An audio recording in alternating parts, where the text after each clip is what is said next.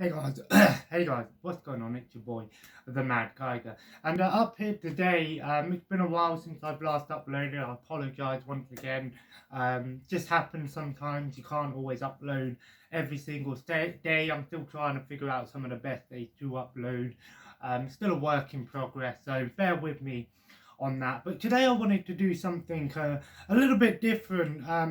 Continuing on with my discussion videos. And I've got a pretty cool discussion here that I want to talk about, and that's the ups and downs of having so many games. Now, if you know me and you've followed me for some time, you know that I've accumulated a fair share of games. I don't just have one or two games. I have, thousands of physical games on 100 on like 20 different systems. I don't just have your Xbox One and your PS4. I have all of these systems and retro systems, PlayStation, Xbox, Sega, modded systems, all of these great things that I've accumulated over the years.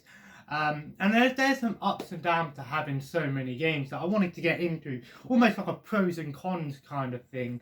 Um, I'm going to start with some of the good things first. Now, like I said, these aren't necessarily good and bad things. It depends how you look at it. There's always a hidden good thing in some of the bad things, and vice versa. The first thing that is kind of obvious is when you have so many games, you're never really stuck on what you have nothing to play. I know we see all those memes of gamers be like, I have nothing to play, and there's like a picture of like 1,000 games or something. That's just a bit of a joke amongst collectors. It isn't nothing like that. When you have so many games to play, you're always going to have something to play. You're never really going to be stuck on playing the same game over and over again, or stuff like that.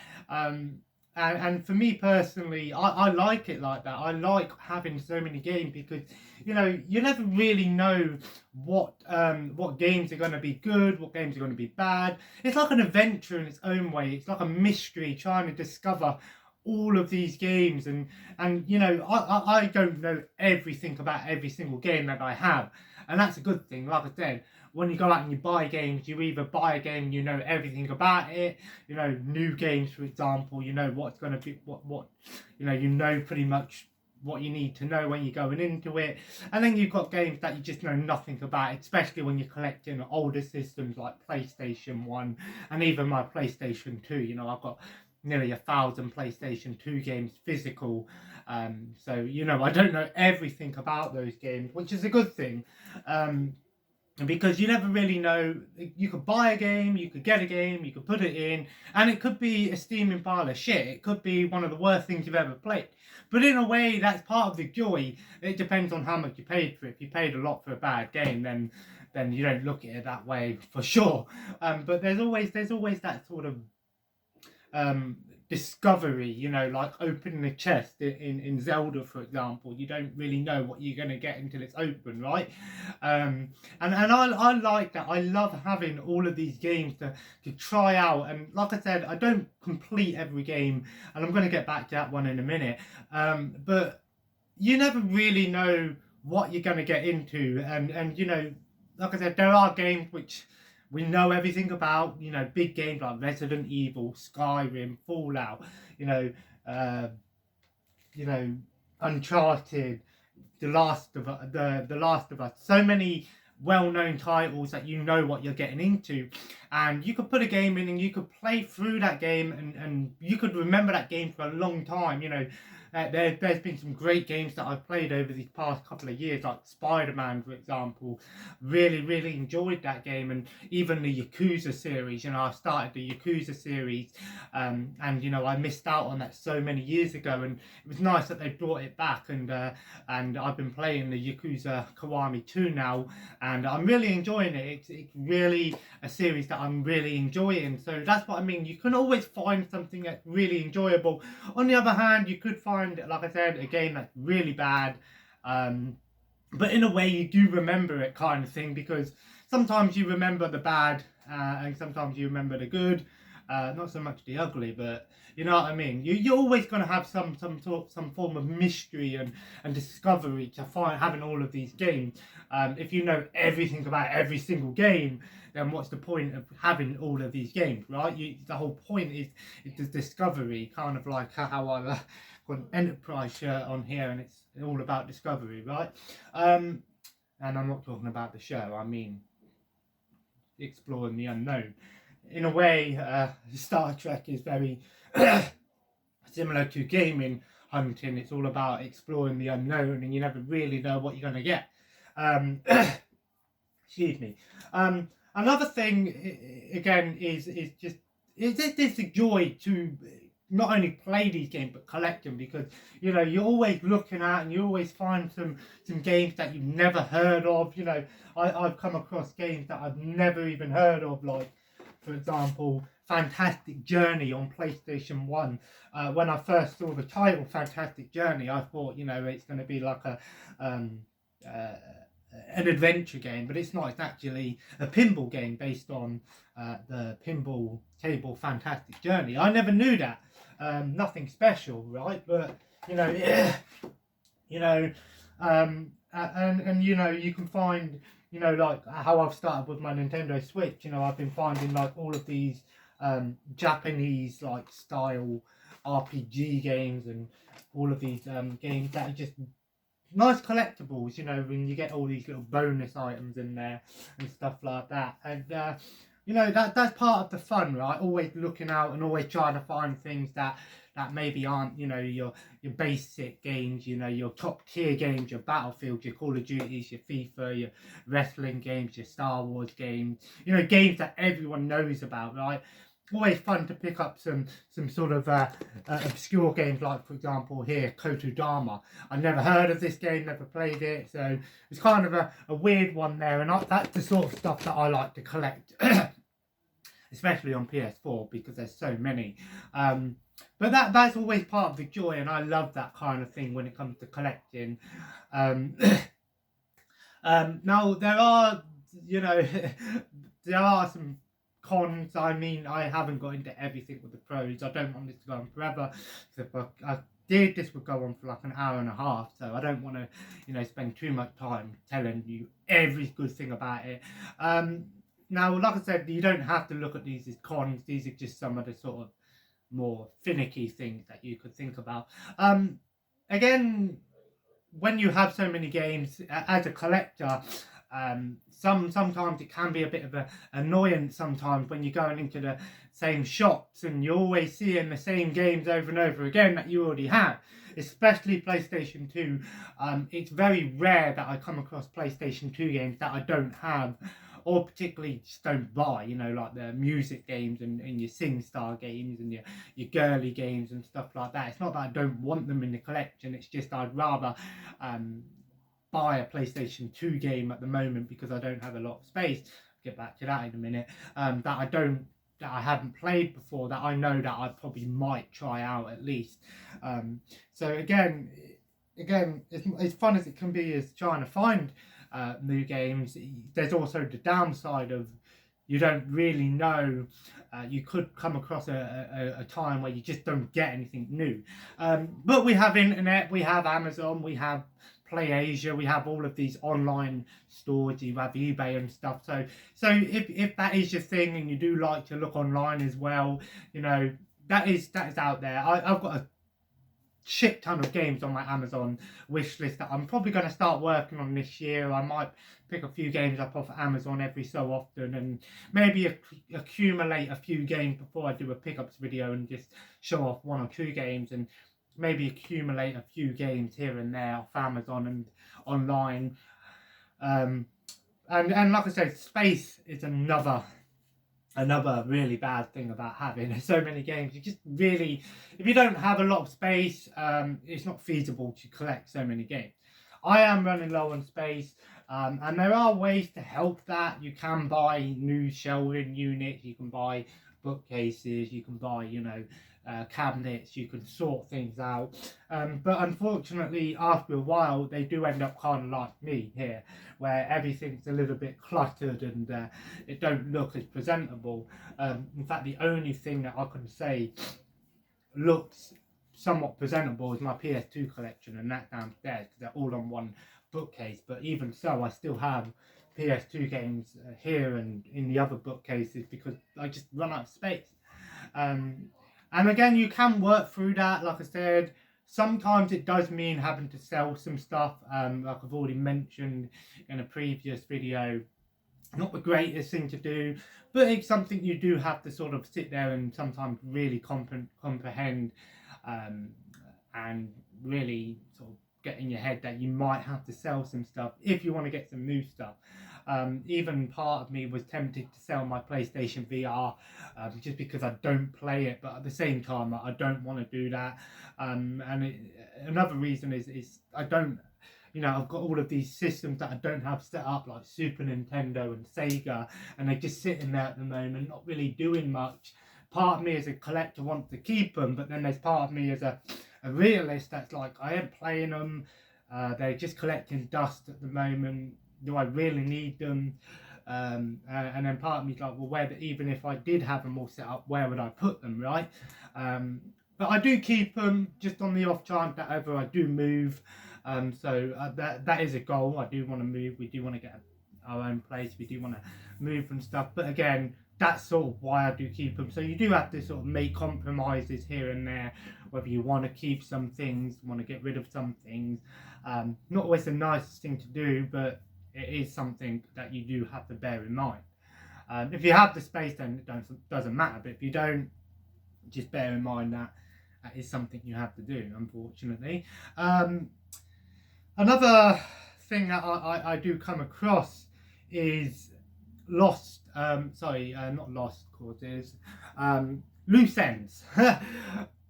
I can sit here and tell you how many times I've started a game and I haven't beaten it. Now, I want to get this clear. I don't play every single game to complete them. There are games that I do want to complete. Yakuza series, games like, Yakuza, games that like, for example, if Resident Evil, for example, games that you want to play and you want to beat them, right? Because it's that sort of game. Again, it all depends on the actual game. If it's a game that you want to beat. Now, normally when I play a game, within the first hour and a half of playing it, I decide whether I'm going to come back to this game at a later date, or if I am going to stick with it and continue to play it until I beat it. Unfortunately, that always doesn't work out. I mean, if I were to sit here, I could sit here and talk about all of my loose ends, and that could be a video that could come in the future if you're interested. All my loose ends that I want to go back and beat. And by loose ends, I mean games that either I've started and haven't finished, or got close to finishing but still have things to do in them. Again, I might do this video because there's so many different ones that I want to talk about. And if I want to talk about my top 2 loose ends at the moment, Resident Evil 2 Remake and Red Dead Redemption 2. I did beat Red Dead Redemption 2, but I got to the epilogue. Sorry if this is a spoiler, the game's been out for a while now. Spoiler alert, so just be aware. At the end of Red Dead Redemption 2, you take over and you play as John Marston, and you can go back and do all of your side quests that you finished that you didn't do. That's in a way, it is a loose end inside of a loose end, right? How weird. But I also haven't actually finished the main story quest with John Marston at the moment, so that is a big loose end on my part, that I haven't actually properly finished Red Dead Redemption 2, and that's a loose end that I do want to go back to. And the main reason for that is because I played it on Xbox One, and normally on Xbox One at the moment I don't play a lot of single player games on Xbox One. I mainly use Xbox One for co-op.